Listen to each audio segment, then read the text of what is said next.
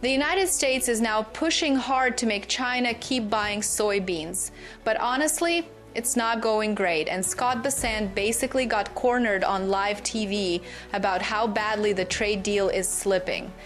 Washington's stressed, Wall Street's nervous, and the White House is scrambling because China's coming back to the table with a whole new list of demands. And yes, Taiwan is suddenly part of the conversation. Trump's Ukraine peace plan has blown up in his face, China's watching every move, and Beijing now wants something real in return. If they're expected to keep buying billions in soybeans and keep rare earth minerals flowing the same materials the United States needs for missiles, EVs, medical gear, AI systems, even fighter jets, without those minerals, the United States falls behind instantly. When Bessant was asked whether America is now at China's mercy, his face basically said everything his words didn't.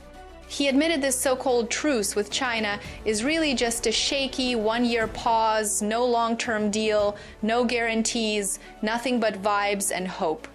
And right when this was unfolding, China blocked Nvidia chips from being used by ByteDance, while Russia slid a shadow fleet tanker right into Venezuela to buy oil under the nose of the US Navy, and the Navy didn't stop it. 3 crises, soybeans, chips, and oil all hitting at once. But the kicker? Even though the deal's fragile as glass, China has actually followed through so far on soybean purchases, 12 million metric tons at the end of 2025, then 25 million tons a year after that. Big money for rural America, over $32 billion if China sticks to the plan. And Trump desperately needs that farm vote. If the Chinese market closes, thousands of farms crash overnight. That's why this on-camera interview mattered. Bessant basically said the quiet part out loud.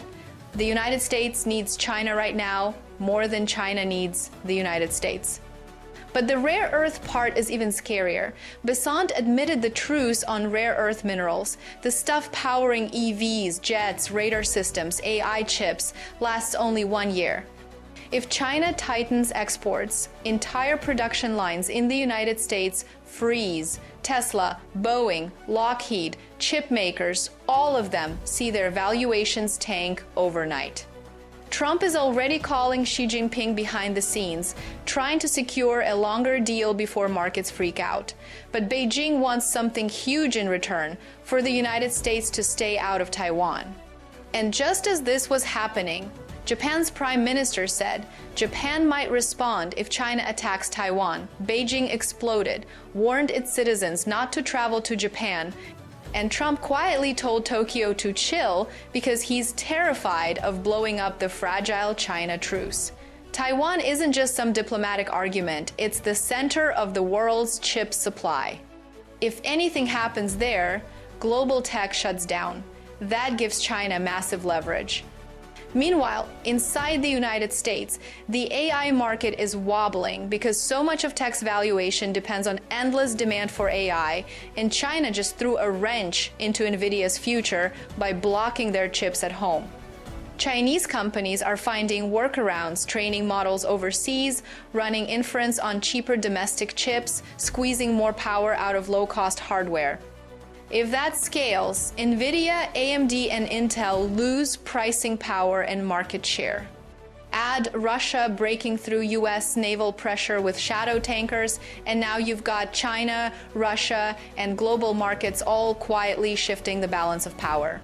None of this looks like a dramatic collapse. It's a slow bleed of United States leverage in trade, tech, minerals, shipping, and diplomacy. So the real question is, can Trump negotiate the United States out of this corner, or is the global balance of power already tilting for good?